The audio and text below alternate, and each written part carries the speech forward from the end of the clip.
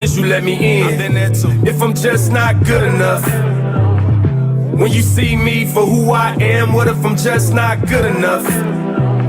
Is it worth the chance? Don't let nothing separate you from the love of God. I know you good enough to know you're good enough. Jesus died on the cross, that was good enough. If you confess with your mouth and believe in your heart that he raised from the dead, then that's good enough. We all have to deal with temptations. Ain't a soul on earth above that. But we're forgiven because he is risen, and it's good enough. Thank you, Lord. I failed so many times, I'm afraid to fail again.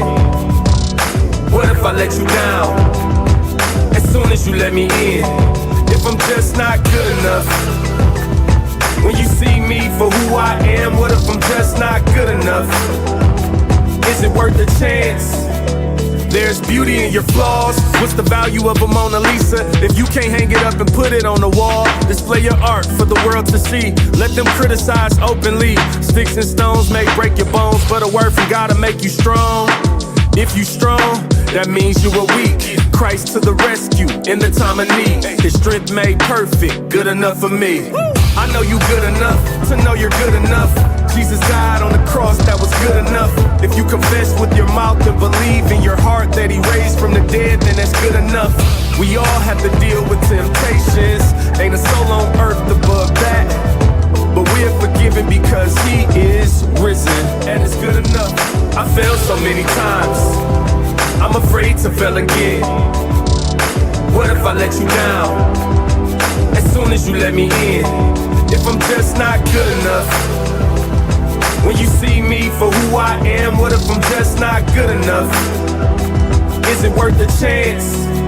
When I wanna do good, evil is always present. When I wanna do bad, can't seem to learn my lesson.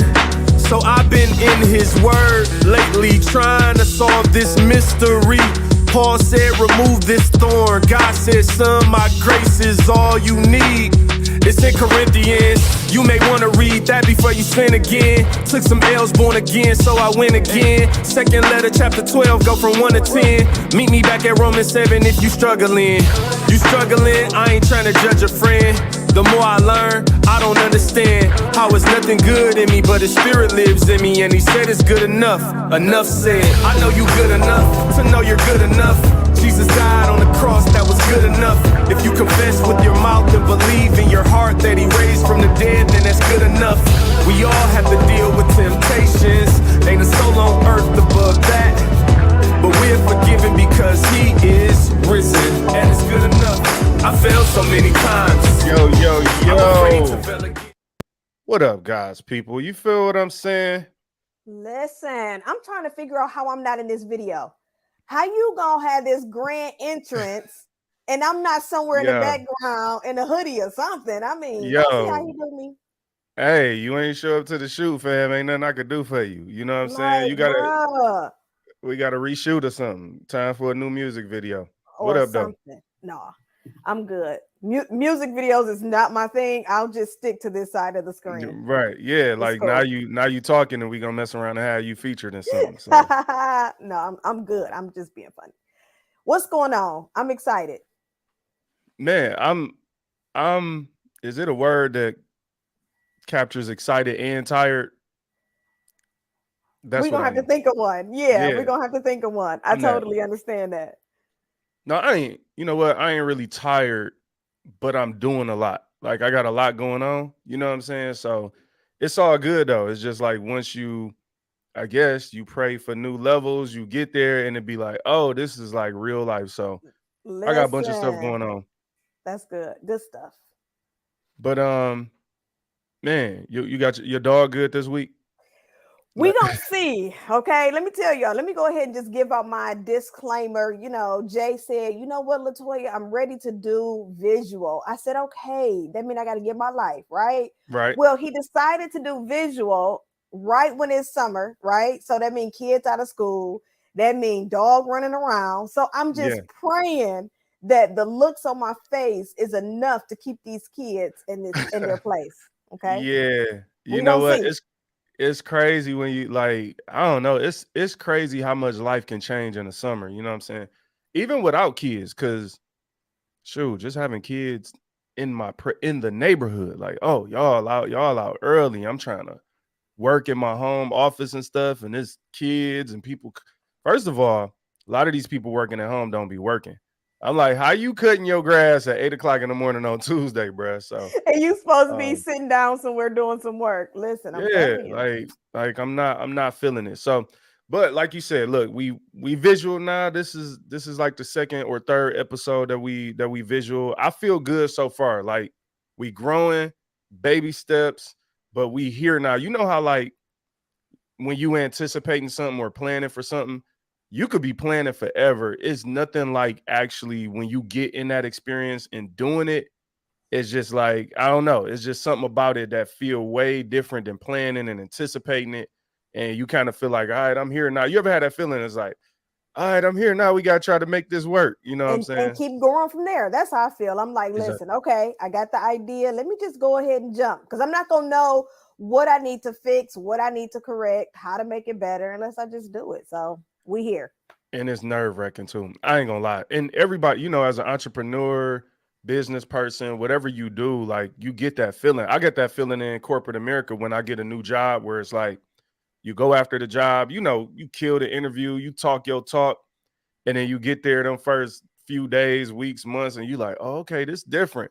And so that energy be changing when you get hit with like something new and you feel uncomfortable. So for whatever Yeah. reason, it seems like I make a living out of just making myself uncomfortable, regardless of what it is. So here But you we are know again. what?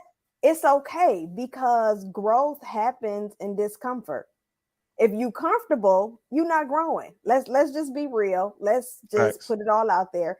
If you're comfortable, and I fight me, you are not growing, right? So I think that the fact that you are uncomfortable only means that you're going somewhere. You're going We somewhere going with your up. life, Jay. It's okay. We I going get up. We it. going up. We better look. I'm gonna be real. We better be. So For that's the real. scary part. Like when you working hard and you giving it everything you got, it's like, yo, but like I seriously do believe that though. Like I actually believe that when I'm working hard, when you give something everything you got, like it gotta work. Like It got even if it don't work, something gotta work from it. Yeah, no, I'm so with that. I'm so with it. And that even puts not necessarily pressure, I'll say, but that's why I'm real adamant about there not being a plan B, C, D, E, or F, right? Because if you give your all to plan A, the moment that you start to say, well, plan B, plan C, then now you're giving yourself room to not make plan A work. See, I don't know. I don't know if we the same on that. I struggle with the only one. I do. I Do struggle you? with All that. right, all Yeah. right. Um. Let's see. Let's unpack that. Let's see where we different at. We gonna make our case and see where we land. So for me, I kind of feel like, all right, yeah, I can hear the side of like you only got like plan A and you Mm-hmm. go all in, but then it's like if it don't work, I kind of feel like that's like going on the airplane with no parachute. For me, Okay. it's like so. What I say is like my plan and my strategy includes lifeboats, life jackets. That's kind of how I plan and I go after things. Like I have like an ejection button and all that because I feel like, yo, like I got to be prepared for worst case scenarios. And I don't want to be so stubborn in something that I want to do that if it really don't make sense that I keep doing it. So That's what good. you got? What That's you got? good. That's good. That's good. So I totally understand the perspective of my plan. So let me adjust my words, right? Because there's a difference between my plan and God's plan, right? I feel it. So my plan was to do 1, 2, 3, 4, 5. God's plan was for me to do this. So what I'm saying is I believe that let me backtrack. Once you gain clarity of God's plan, then there are no additional plans. Now, is there going to require pivot? Will there require where will pivot and adjustment be required so that you can learn and move and figure it out? But the moment that you start to say, okay, if this doesn't work, I'm going to then do this. It's like, have you really given that initial plan? Of course, according to God, because our plans may not work. That's just how it works. But am I willing to commit to this thing until I see it through? Yeah, no, I feel that. And maybe it's like a balance, because I definitely feel where you're coming from, Yeah. especially if it's God's plan. If it's like, all right, God specifically tells Jonah to go to Nineveh, you can't be like, all right, I'm gonna go halfway to Nineveh, and then if that don't work, whatever. But I will say this, like, I think it's a thin line sometimes between our plan and God's plan. Mm-hmm. And just because I'm a believer and I'm led by God, that don't necessarily mean, in my opinion, that I'm gonna 100% always hear God like completely right. And Mm-hmm. because like I struggle with the fact that some people be saying that it's God, but it don't, like, then in 5 years later it don't work anyway. Then it's like, well, if that was God, that would have worked. So Yeah. sometimes I think we could think that everything we feel is God. And Mm-hmm. that's what I guess that's the only thing I'll say about that. To me is like, I don't, like, sometimes we feeling like, all right, I'll give you an example. If I'm a Christian basketball player and I'm going into game 7 and I'm like, all right, we gonna win. I gotta have faith. Like, we gonna win, Mm-hmm. right? And Mm-hmm. I might know that God want me playing basketball, but then it's another Christian dude on the other side. He praying too. The We going same against thing. each other. Yeah. Yeah. One of us about to lose, and that don't mean that we shouldn't think we gonna win going in the game. But just because we think we want to win or want to win, and even though we in God's will doing what we do with this particular game, if we lose, that don't mean that, oh man, God was wrong. No, it just mean like you was in a competition and somebody was gonna win and somebody was gonna lose. So I guess what I'm saying is, like, to me, business is a competition. And when I'm in a competition, I do have to give it my all. So like this particular game, for instance, I'm giving it my all, but I'm also not necessarily putting my all in this game. And that might not make sense. It does. It So does. I can give it my all without putting my all in it, because at the end of the day, you don't want to, like, if you got 3 kids and you like, yo, I'm gonna win this game for sure, I put my kids on it, and it's like, whoa, somebody gonna lose this game, bro. You Yeah. just, like, Yeah. you can give the game everything you got while still allowing it to play out. And I guess that's how I strategically go after things. Like, I'm giving this everything I got, but I didn't put every ounce of my money into, building out a studio and going visuals for Inspire God's people. Like, I'm giving it everything I got, but I didn't put everything I got in it, if that makes sense. Yeah. I think that it's so crazy. God is just so dope, and I just love him. How this segues into what I wanted to talk about today anyway, Okay. about what does it take to win in the marketplace, right? And so, as you were just using this as a example, being a Christian ball player in the 7th game, saying, "Listen, I'm going to win." Yet there may be someone on the other side saying the same thing. This is something that God has really been like minister to me about and teaching me. One of my favorite teachers is Dr. Miles Monroe. Just in some ways, how he's able to just bring practical to his word, to God's word, right? And so he's been talking about our faith in the promises of God versus our faith in the power of God, and how there's a difference there, right? And so of course you hear it, it's like, okay, I get it, but it's not until you kind of sit down to really unpack this thing to truly understand what he's talking about. And so as we're talking about just the whole plan B, plan C concept, the question of the hour that I really wanted to kind of take some time to unpack is, what does it take to win in the marketplace, right?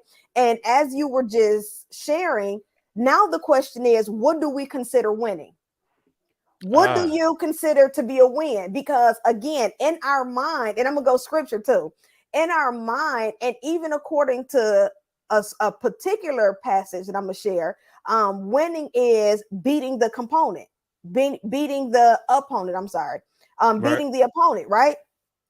But what if winning is, what if the way that God wants you to win is in the game and not necessarily the result of the game? What if, and we talked about this before on the show, what if the promise was inside of the process?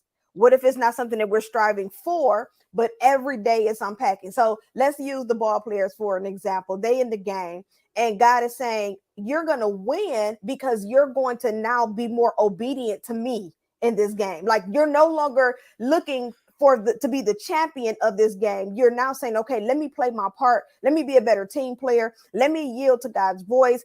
Whatever the case you may be struggling with, he's saying, now this is what makes you the winner. But in our own way, in our own right, in our own flesh, we're like, no, winning means to beat somebody. But what if there isn't a somebody as the opponent? What if the opponent is you? I feel that 1,000%. The opponent is the process. So to your point, God might be building something up in me where I just have to, it's like, hey, do this podcast, go visual with it. So I'm not married to the results of like, does this video go viral? Some videos got 7 views, some got 50, maybe 1 or 2 have 100 right now. We just started. So if I'm only focused on like, yo, I'm doing this for instantaneous results versus consistency, and again, developing myself, because at the end of the day, it takes a lot of effort for us. Like you said, you got your kids, they out of school, you got a dog running around, you got other things on your schedule and calendar to do. I got other things going on.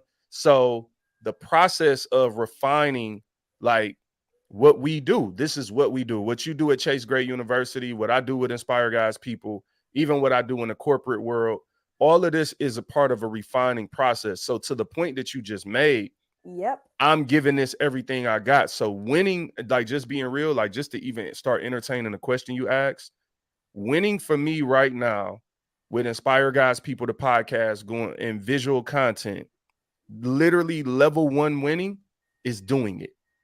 Yeah. I need 3 months to go by where I can look back and say, for 3 months, I did an average of 3 videos a week. Like, let's just start there. It literally does not matter. If you want to be the 6th person to look at some of these videos, there are literally 5 or 6 views on some of the videos. I cannot focus on that yet. I'm not saying that never matters, but I can't go into this and that be the currency, that be the trophy that I'm trying to win, because if I focus on that and I haven't even knocked out the consistency and how to even fit this into my schedule. I'm traveling next week. How do I do that? I'm traveling Monday through Wednesday. We typically shows drop on typically Tuesday night, Wednesday. I'm gonna be in North Carolina. What do I do? Right? I got to figure that out. So I guess that's the beginning of entertaining that. I don't know how you feel about that. No, you're definitely in the right area. So this morning I'm walking, I'm doing my walk run. I may run a little bit, I may walk a little bit.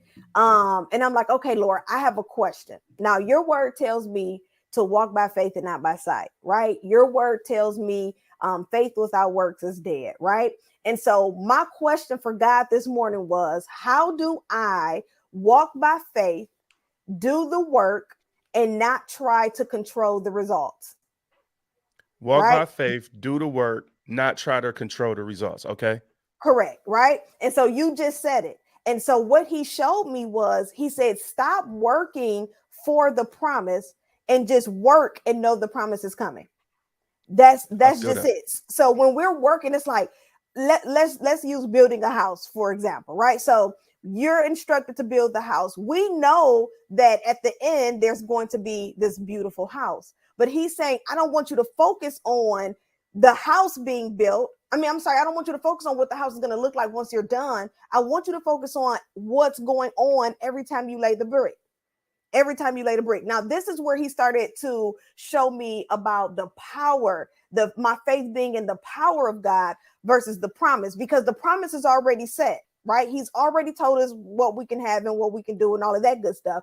But he's saying, I need you to focus more on the power, because when you are laying those bricks and you get tired, you draw weary, you want to give up, you are hot, you irritated. I want you to have faith in my power that I'm going to restore you, that I'm going to give you the strength, that I'm going to give you the endurance. Like that's a whole nother ball game. It's like, yeah, I know the Bible tells me about the promises, right? I get that. I could see that. But do you trust him in those moments when you don't want to, when you don't feel like it, when you don't see it? You know what I'm saying? Yeah. And I think to the point that you're making, the reality of it is you're going to hit those moments. And I think sometimes when we come into things, all right, so I want to kind of re-engage like the whole like plan A versus plan B, C, all of those things, right? So to me, it's as simple as like if I only have a plan A and I'm going and I create the idea that I'm gonna get this everything I got. I think sometimes we step in front of God. Like God wants you to focus on the process, but you are focusing on the results because you want instantaneous success. And what happens is when you jump ahead of God like that and the success ain't there, and you've put all your money in, you done took everything you got and put it in this, and then lose your money that God never really told you to put in it because God was trying to build some substance in you on the inside. I truly believe God's initial focus is on the internal, and our natural initial focus is on the external. So ultimately, in my opinion, like when we are like trying to be singular focused, sometimes it's not that having one plan is the problem. It's that we are focusing on the wrong part of the plan. Yes. Yes. And I'm gonna go back to the question because we were talking about what does it take to win in the marketplace, right? And so I'm like, okay, let me sit down and let me define what does win mean. Let me go and look up the definition. Win means to manage, to succeed, or achieve something by effort, right? By effort. So when we talk about the process, we're talking about what effort are you putting towards winning, and what does winning look like for you, right? And so I wanted to at least challenge, the listeners, the viewers. When you think about winning, I want you to think about not necessarily beating an opponent, but what does it mean for you to come against the side of you that don't want to get up early in the morning and work out, that doesn't want to invest or put money into your business, the side of you that is struggling with self-sabotaging and negative thinking. Like, what if you consider that side of you to be the opponent, and now you're saying, okay, but I gotta win? So what effort are you putting in towards that? Are you really enduring the process, or are you so focused on the promise that you're missing all of the bells and the whistles and the great portions of how to really live in the promise? So effort, that's the word that stands out to me in everything that you're talking about, right? And when I think about effort, the fact of the matter is, like, when you focus on results, those are just things. A lot of time results, like, they make us look good. If one of these videos, hit 100,000 views, we gonna look good. JWil and Toya gonna look dope. But God might not even be wanting us to think about that. So the first thing I think about is we might have to put our ambitions in check.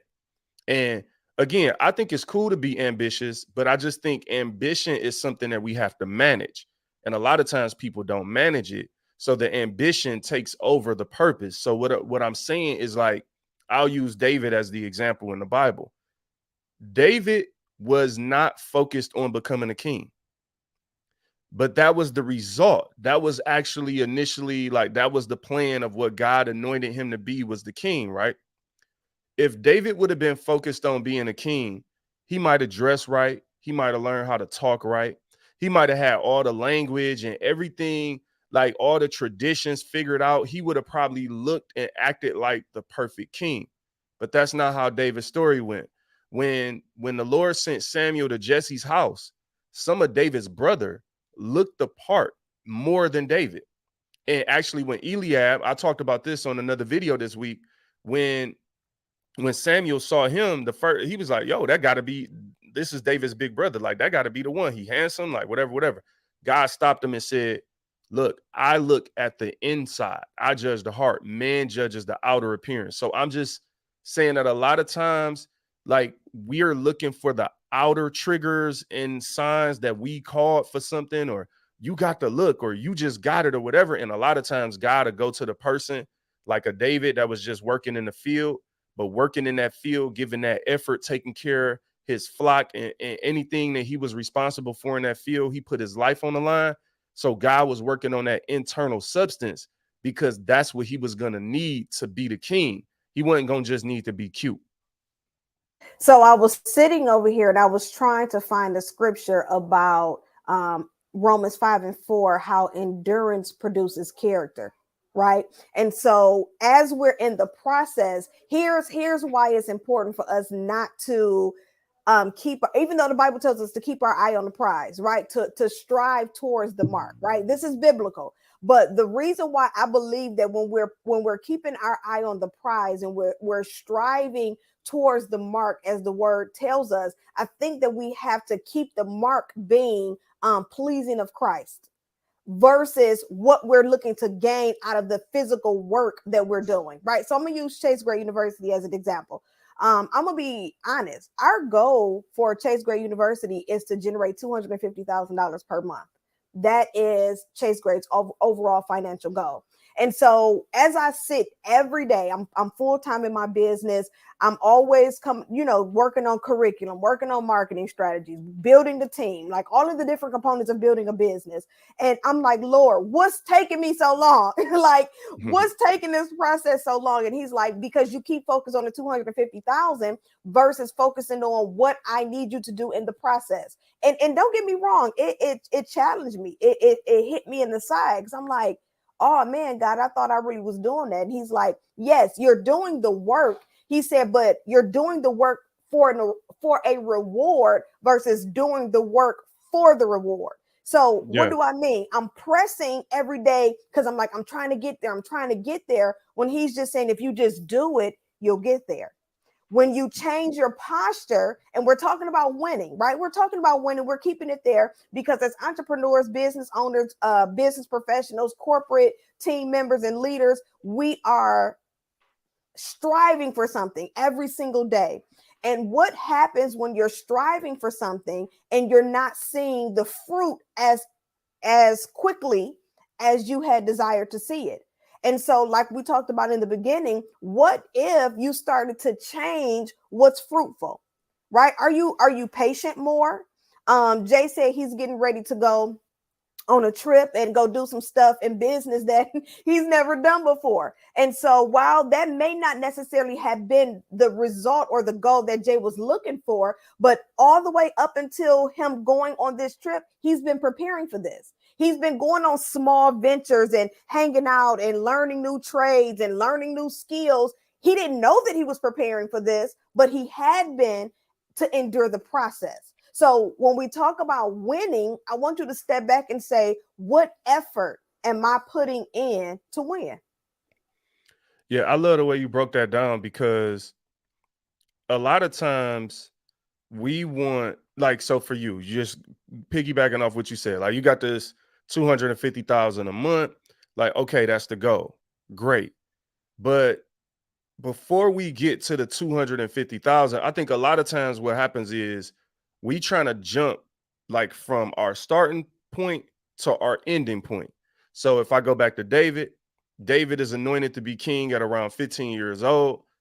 I know how we think. I know how I would have thought. I'd have been like, bet, let's go. All right, I'm anointed. Like, let's do it.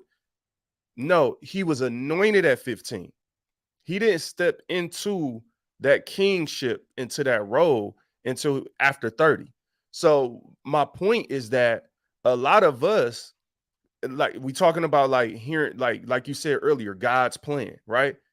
If God anoint us to do something, we be like, yo, I know God called, I know God told me to do this. I know this was you, God, when I started this process. So why this ain't working? And God might be like, oh, it's working. I anointed you, but I didn't tell you that you step into that role the day I anoint you. I anoint you, fill you with my spirit. Now you got to go through the process of becoming ready for the role that you're going to go in. Because the reality of it is, a lot of us will get ourselves hurt. I always use the people who win the lottery. You go from being broke to being a multimillionaire. You can't handle that. That's just facts. That's why a lot of athletes go broke if they don't have the right people around them, because you trying to go from 0 to 1,000 miles an hour. So it's like, yo, if I'm making, I'm just throwing a random number. If I'm making $1,000 a month right now, and I want to make, 250,000 a month, I need to maybe also look at like, okay, how do I get to 10,000? How do I get to 100,000? Not as those are the ultimate goal, but there's going to be a version of you that can handle 10,000 a month. Then there's going to be a version of you that can handle 100,000 a month.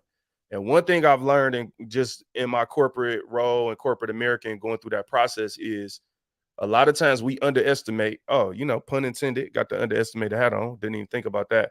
But a lot of times we underestimate what's going to be required of us at the next level.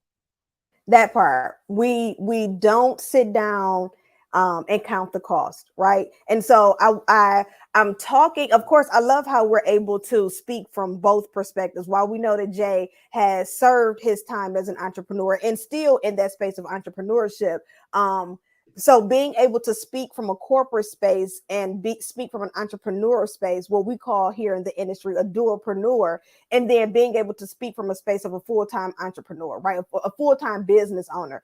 I like how, you just brought up how the goal, and again, we're talking about what does it look like to win in the marketplace, because we talk about this all the time, how social media creates this picture for us and what it's supposed to look like and what winning is supposed to look like. And if you haven't sat down to identify what's winning for you, if you constantly measure yourself up to what other people are doing or what they may what may look like winning to them, you'll constantly find yourself behind in the race. But it's not a race. Right? I mean, it is a race, but it's not how quick you can run. It's more so, are you enduring the process? Like we talked about, what's your financial goal in your business? Are you looking to make $100,000 a year? Are you looking to make $100,000 a month? Are you looking to make $100,000 a day? Are you willing to endure the process? Because it's not going to look the same. We were talking about affordability a few days ago, and I was laughing with my team. And I'm gonna say it here. I was laughing at my team because you know how you watch, game shows, or you watch. I'm a big pastry chef, food network watching. Why not just come over our house one day and join Tiff watching game shows and I baking love it. challenges? I love She ain't trying to baking bake not challenges. one cake though, and just watching.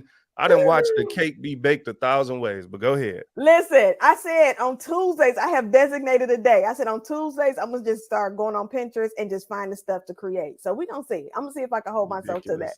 It's great. So anyway, so you hear the reward, right? So they'll be like, you win this challenge and you win $10,000, right? And I'll be sitting there like, that's not a lot of money. But the people on the other side be like, yes, you know what I could do with this $10,000? And I'm like, did they tell y'all to say this? I'm like, because $10,000 can get you this far. And this takes me back to that mindset of affordability, right? What's affordable to one is not affordable to the other. But that's a part of the process. So if you're in that mindset, because I was telling the team, I said, am I ungrateful? Like, help me see this so that I'm checking myself, right? I'm like, am I crazy? They like, no. It's that growth that has happened in business. Because when I first started, $10,000 was like, whoa, right? Yeah. Now being 10 years in the game, I'm like, $10,000 is not enough. Like, what are y'all talking about? People go crazy on Family Feud for $20,000, and I'm looking like, it's 5 of y'all, bro. like you going crazy? What you gonna do with $4,000? What you gonna do with that? Like you that. But to your point, right? I think a couple things kind of come in play. Like you kind of touched on quite a few dope things, and this idea of like changing your mindset, shifting your mindset, as you would say, like to understand what's necessary at the level. One thing that I've learned too is like it's easy for me to stand where I'm at and look up and point and say what somebody should be doing. But what we got to realize too is like the reason you need to count up the cost is because it look a lot different when you get there. Like it's one thing to hear somebody make something sound some type of way, but when you get there yourself and see what it's really about, and you got to figure out, okay, like you saying, ooh, I got this $10,000. 10,000 go a lot quicker than you think when you touch it. Same thing with 20. Same thing with whatever. Like we might think a certain amount of money sounds like so much, but it only sound like that to the old you because the old you wasn't even budgeting. The old you would have just went out there and splurged and wasted it. But when you trying to figure out how to grow a business, how to grow your financial portfolio, how to leave a legacy, when you try, when the Bible says to whom much is given, much is required. And ultimately, like, I think we need to be real with ourselves about the fact that, like, all right, I'm praying, like hey, I'm praying for 250,000 a month. What I need to be praying for along with that is the ability to manage 250,000 a month. That That might part. mean managing it with my family, managing it with people, friends who need stuff, because these are the responsibilities that come as you grow that people don't think about. Hey, if you have, let's just say $25,000, what do you do when, a family member needs 500, right? Most people just easily think like, oh, just give it. Like, okay, cool. Well, you give it. And then what do you do when when a cousin comes and want 1,000? See, the thing is that 25,000 sound like a lot. That's only $1,000 25 times. If you got a big family and 10 people ask you for $500, that's 5,000 right there. Okay. You got some bills. Okay. You took a trip. Okay. So I think ultimately, Toya, like, what we have to understand is that there's a dual process happening. There's our tangible goal that we want, $250,000, a new job, executive. Some people want to make six figures, whatever that is. But along with that tangible goal comes an internal process and a goal that you should have, especially as a believer. I'm going to say this one thing and shut up and let you jump in. One of the things for me is, like, as I have goals for like business, right? I have to count up the cost because I have to have boundaries. What's my limitation? So a goal for me is, yes, I have these financial goals and things like that, and business goals to grow as a leader. But I also say, well, my grass still got to get cut every week by me. Like, I still got to be able to go to the show with my wife or go out to dinner, like me, every week. So those are part of the cost too. That's part of what I have to figure out. How do I make sure I fit this in? Otherwise, I'll get caught up in the ambition and the numbers. And that's how you see people making all the money in the world, having all the success in the world, and losing everything that matters of substance. Nope, you're so right. And that's what I mean when we're talking about this process. And the reason why I'm sharing numbers with you, again, talking about winning in the marketplace and how as business professionals and business owners, we have this overall goal or this idea of what it should look like in our business, especially once you've reached a certain amount of time in your business. And so when I talk about readjusting what you may consider to be a win in your business, I think that being able to manage and be a good steward of that $10,000 is a win. Being able Yeah. to manage and be a good steward of that 25,000 is a win. And so now I'm looking at the growth and the development that's happening behind the scene versus me only striving and looking for the bigger goal, right? Only striving and looking for, and let me tell you, this is something that I've had to, again, sit down and work through myself. So I don't want anyone to think that, I'm speaking from a space of arrival, because your girl hasn't arrived anywhere. And I don't believe you arrive until Jesus come back.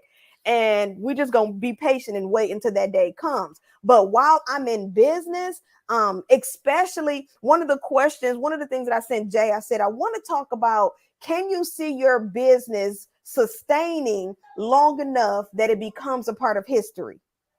Like, understand that we look at Walmart, we look at JC Penney, we look at all of these brick and mortars that has been established since before us, right? Especially like Yeah. JC Penney. Will your business be able to sustain that long? Are you enduring the process? Right? Have you changed what winning looked like so that you can reach the overall goal? And I think part of how we get there, and what I hear from that personally, is legacy, right? How do I grow and build a legacy? And I actually think a lot of times we build legacies even when we not thinking about it. You feel what I'm saying? It's like, yo, you have a legacy. Like there's something you building. Like you might be an alcoholic, and there are people in some of our families. I've had them in my family where a person lived their whole life as an alcoholic. That's their reputation. That's their brand. They pass along. They might have been funny. They might have been loving and caring, right? But the legacy they left, the memory they left was like, yo, like, Uncle so and so was an alcoholic. And so the question really becomes like, you're going to leave a legacy. In the same way that can happen, there could be somebody who always owned a business or always was an entrepreneur since they were younger, right? And that same person has a reputation and a brand in their family and amongst their friends.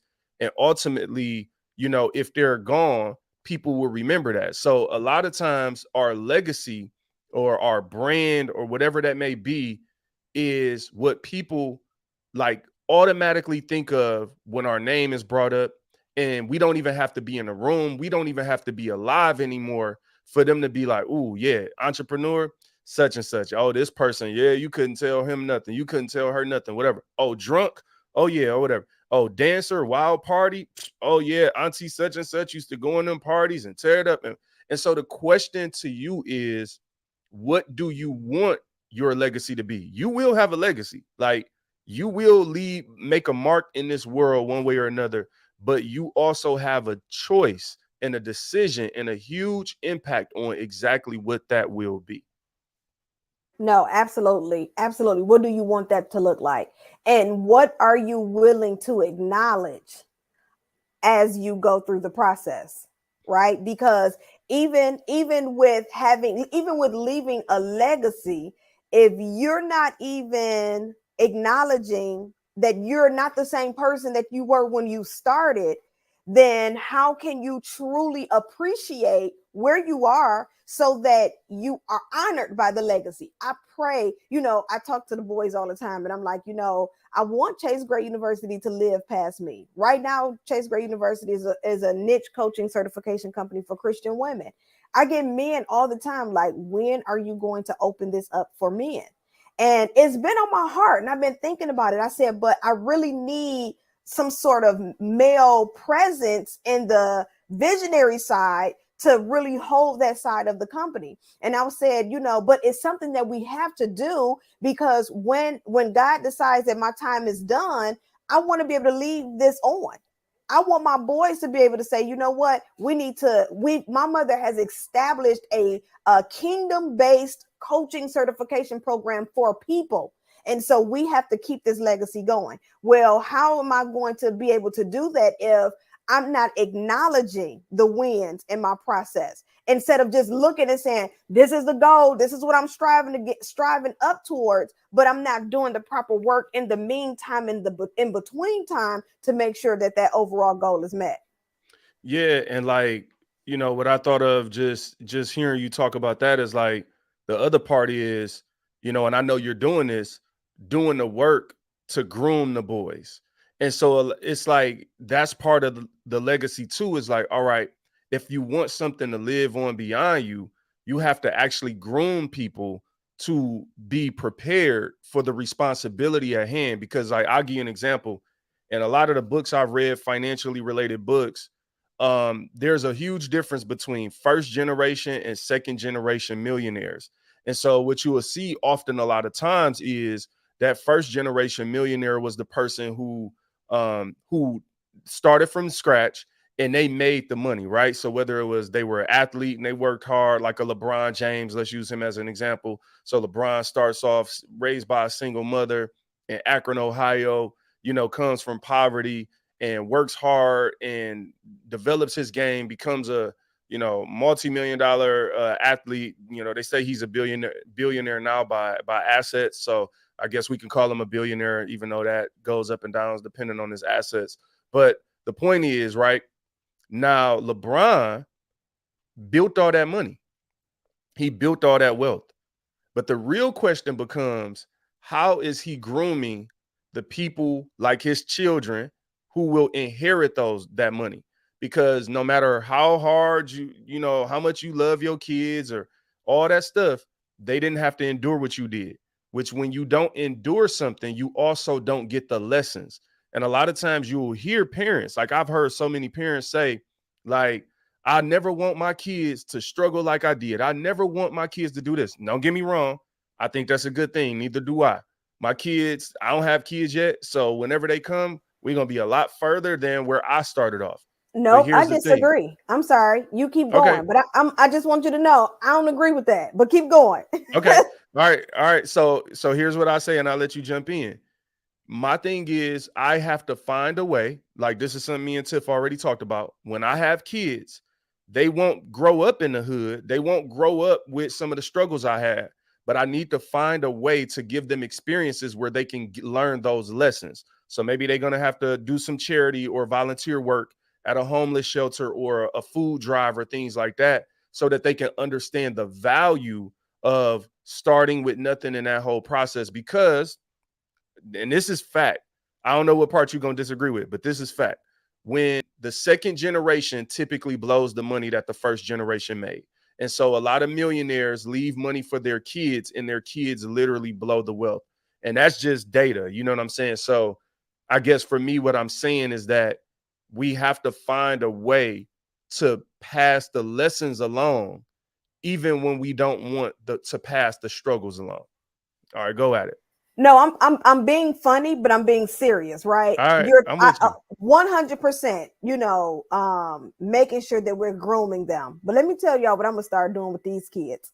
I'm gonna take these kids down to the hood, right? Because, like you said, I'm trying to find a way to groom you, not subjecting you to some of the things that I was subjected to. You don't know what a city bus look like. You don't know, you have the slightest idea of what it's like to have to, work a job as a teenager, as a 14-year-old, so that you can buy the latest fashion to keep up, or to, to fit in at school, or whatever the case may be. So no, they won't necessarily go through some of the things that we've gone through. But I'm to the point with my children where it's like, you know what? Y'all don't believe fat meat greasy. Like, I need to really kind of break y'all down a little bit. We at the Dairy Queen the other day, and we were talking about something, and the kids ended up saying, we're rich. Like, they're like, oh, we rich.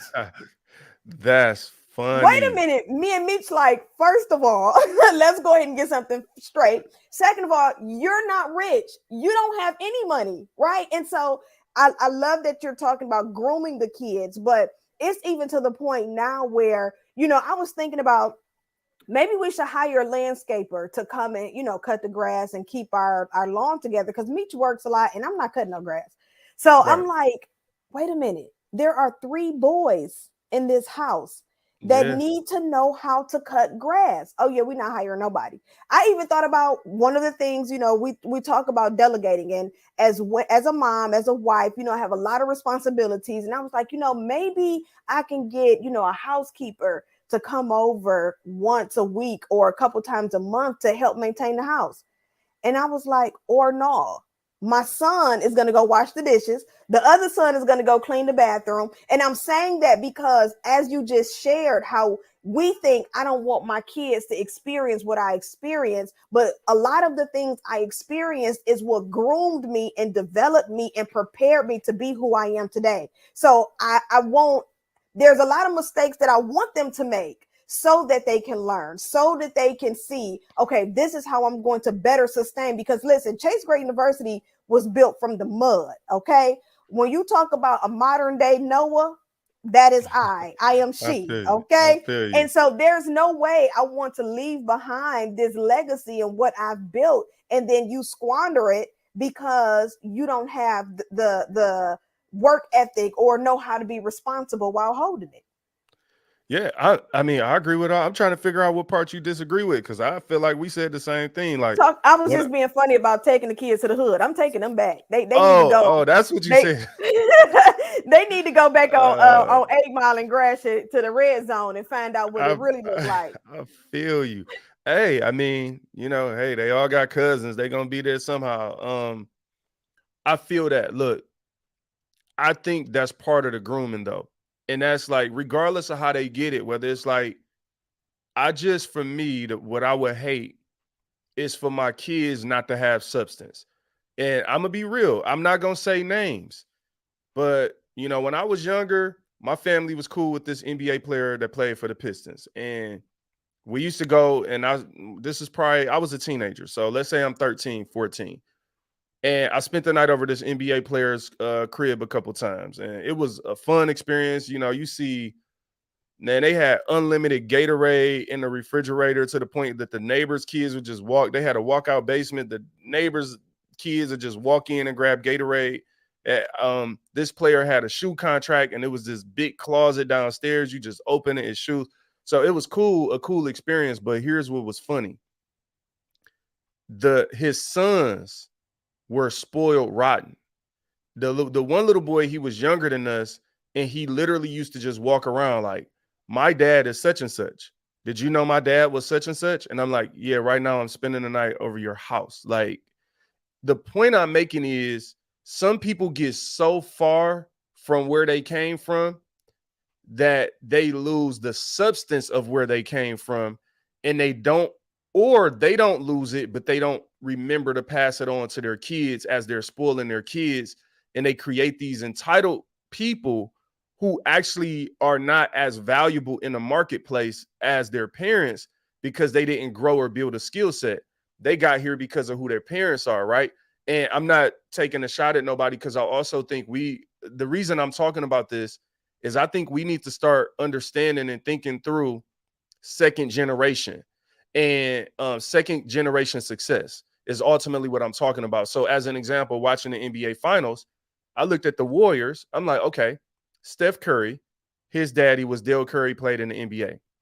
Klay Thompson, his daddy was Michael Thompson, played in the NBA. Gary Payton II, his daddy was Gary Payton, played in the NBA. My point is, you got two really key players and a key role player, three players on this one team that these kids making it to the NBA now ain't all from the hood. This second generation. So their fathers, I'm sure, are proud because they somehow passed on to the second generation, not to just sit back, blow my money, and do nothing with your life, but to do something, for yourself. So second generation success is something I think we should be focused on versus just focusing on first generation struggles. And I think we build our whole identity, especially as Black people, like we just get fed so much negativity about how we should think about ourselves. And some of it is done with a good heart, but it's like, yo, don't just remind me of the struggle. Like Black History Month, to me, at some point shouldn't just be about every horrible aspect of social injustice. At some point, who gonna tell the second generation success story, I guess, is my question. No, I totally agree with you. Even to how we recognize success, right? To this day, and no shade to, those who paved the path in our history, but there's so many amazing people who broke barriers and rebuilt things that are not they're still here. They live in our neighborhoods. You know what I'm saying? So it's like, and I love that you acknowledge that.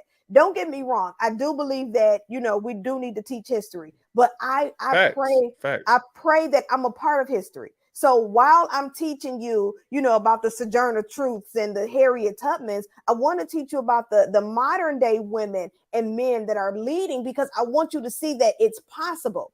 I want you to see that, this victorious space didn't stop and end at slavery. Like, there are other men and women that are doing some tenacious things in our industry and in our world that I don't think that we really acknowledge.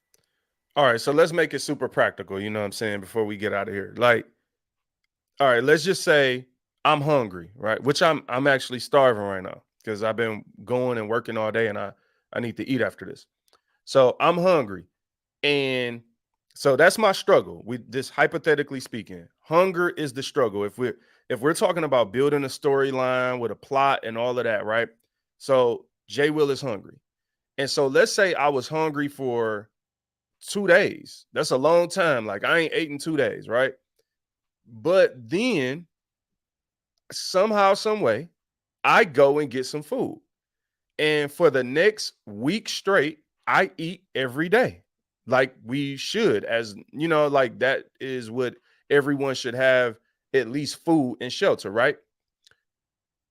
Here's the question. If I then come to you, Toya, and I'm telling my story, and you know my story, you know that Jay went hungry for 2 days, but for the next 5 days, he ate every day. If I write a story about my week and I constantly keep coming to you and I'm writing the story of the hunger is real. It happened. But I'm skipping past the 5 days when I ate because that doesn't make me a victim, or I haven't thought through how do I tell a success story. Or, yes, I didn't eat for 2 days and then I had kids and they never went without being hungry. But then now my kids are telling a story of when they daddy didn't eat for 2 days. And ultimately, what I'm saying is our history is our history. The struggle is real. Those stories are impactful. And the people of that time told that story. That's why I've talked about reading books like Up from Slavery by Booker T. Washington. I read Frederick Douglass autobiography, because those stories are important, but they told them stories. I have to be careful not to keep retelling stories that I didn't even live. I need to find a way to be comfortable with telling my story. And the success is a part of the story. And then when my children tell their story, they will tip their hat at the past. They will pay homage to the past. But it will be their responsibility to tell their story. And at some point, if we're all in poverty today and our goal is to get us out of poverty, at some point, who don't come from where we come from, and we have to empower them to tell their story of second generation success. I agree with that 100%. Not only do we have to be comfortable with telling our story, but we also have to get to a place that the victory is not only found in their story. Like, and this brings me back to, what does it take to win? When you're sitting down and you're identifying the wins in your business. So for all of my business owners, listen, sit down and start looking at the progress of where you are in your business. Start identifying these wins, because the wins is what's not only going to keep you focused and keep you going, but I want you to recognize what's happening to you as you're winning. When it comes to the kids, I'm always trying to find a teachable moment. And I feel like the day at the Dairy Queen, when we had a conversation, like, let me go ahead and spit game and tell you about money. Like, this was a winning moment. Now, have I gotten to that? Remember, we talked about that overall financial goal that I said that I wanted for the business. Have we gotten there? No. But that moment there was a win for me, because the financial literacy that I'm able to share and explain to my children is, number one, something that wasn't shared and explained to me in my childhood, but it definitely wasn't something that I was aware of in the beginning stages of my business. Really quickly, one of the things that I help when it comes to coaches starting their business, if we talk about price points. And for the longest time in the industry, when we're taught to put a price on something, it's like, know your value and know your worth. I don't believe that you can put a price on my worth, but that's a whole nother topic. I got you. But when we talk about counting the cost, have you sat down and identified your taxes? Have you sat down and identified your systems and your softwares? Have you sat down? And so this was a mindset that I once didn't have because I wasn't aware of it. Why am I sharing this with you? Because as you continue to persevere and build the business and go after the vision that God has shown you, be okay with stopping and identifying your wins. I'm winning in this moment. I'm winning on today. And that's what's going to keep pushing you forward. I want you to think about, what does it take for you to win? What does winning look like for you? And what does a winner look like to you? Right, Jay? I love that you said that, because I think ultimately we real comfortable with the struggle. Yeah. Everybody is comfortable telling a struggle story because it makes people feel sorry for you. It's inspirational, right? And I look at some of these artists and celebrities, I'm like, bruh, you've been worth $100 million for the past 15 years. We tired of hearing your struggle story. Tell us the story of your success. Tell us like that part of like we gotta write that. And so when you talking about winning, what makes me hype about that is get comfortable telling your winning story. Like Yes. get comfortable grooming your children so that they can understand second generation success And that's Absolutely. part of leaving a legacy and things like that. We should be preparing for the good part. Like, so many of us are just so comfortable and we wrap our entire identity in the bad part. And the bad part might be real. It really happened. You really sinned, or somebody really sinned against you. That is real. And I'm not dismissing or downplaying that at all. But your story continues. And Job, when he lost it all, we're like, okay, that's part of the story. But the Bible didn't There skip was out the victory. part when he got more than double of what he lost. The Bible told that part too. And we should be telling the whole story versus just trying to tell our struggle story, make everybody feel sorry for us, and to give some type of false loyalty to our struggles. We should be trying to grow beyond them. And I know we wrapping up this show, but You got it. even though you struggled 15 years ago, you still had a struggle yesterday. Talk about that struggle. Like, listen, even when we make 250,000 at CGU, there's going to be a struggle at that level. Talk about it, because what we think is you go from struggle to success and there's no in between. We think that, It's easy now. it's easy now. I'm making 250 a month. I'm good. But what about the struggles that come at the 250,000? Why are we not talking about that? Why aren't these people talking about their taxes? Why aren't these people talking about, the financial management that's needed to sustain the income that they're making? We want to keep talking about how we was raised on the east side, but you're not talking about, now that I have the house, the car, the dog, and the picket fence, that there are other struggles that are happening in the boundaries of this. So again, New this responsibility. is a whole nother level of responsibility that we weren't privy to when we were struggling on the block. This is a whole nother level of struggle, but nobody talks about that level.